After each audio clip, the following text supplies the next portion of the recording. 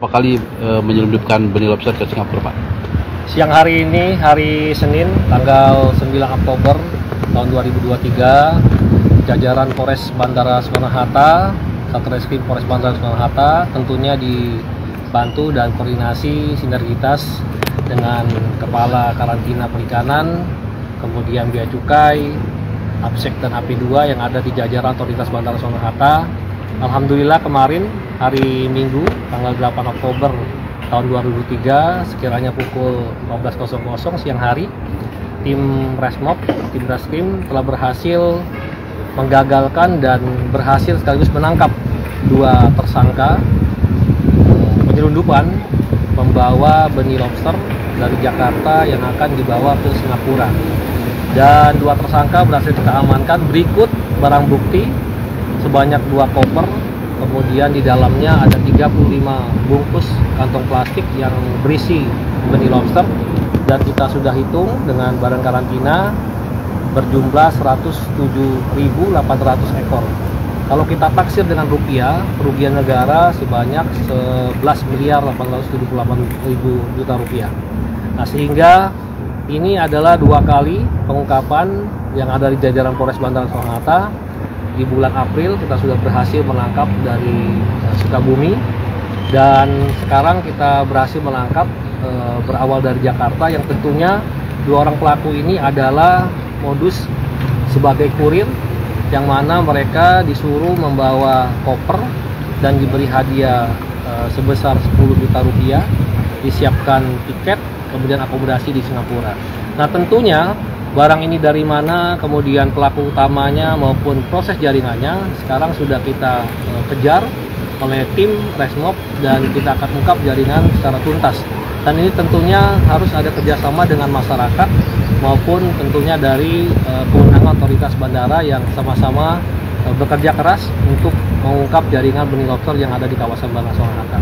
Dan sekarang 2 tersangka sudah kita proses penahanan dan penyidikan, dan dua-duanya kita kenakan dengan undang-undang karantina perikanan hewan dan tumbuhan, dan ancaman 8 tahun penjara. Hubungan antara kedua tersangka sendiri siapa?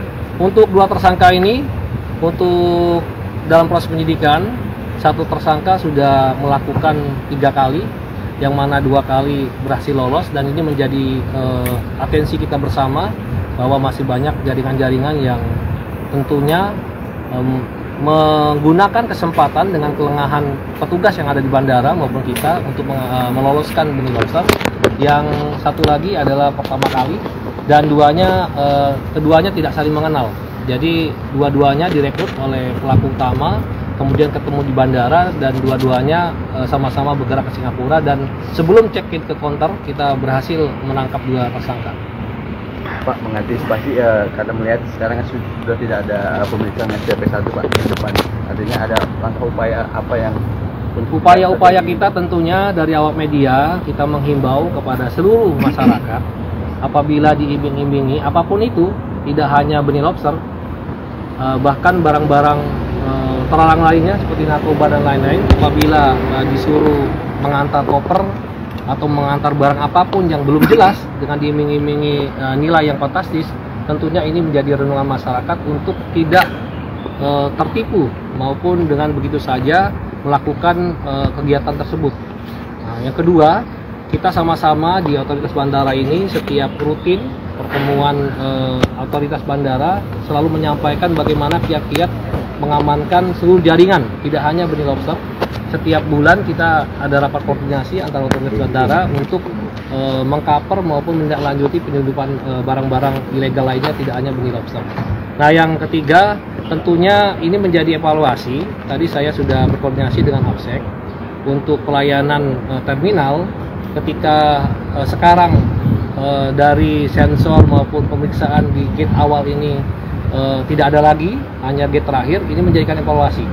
Jadi tidak harus selamanya, apabila nanti ini menjadi evaluasi perlu dipasang kembali, mungkin dari pihak-pihak yang punya kewenangan akan memasang. Tapi tentunya alat itu adalah sarana-prasarana untuk memeriksa, cek barang-barang yang ada masuk di bandara. Tentunya personil kita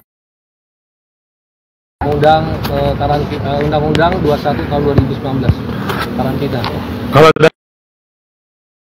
Ini tentunya ini pasti jaringan ini keterlibatan antar sesama, sehingga perlunya kerjasama yang baik, sinergitas antara otoritas bandara maupun pihak-pihak kepolisian yang ada di Indonesia.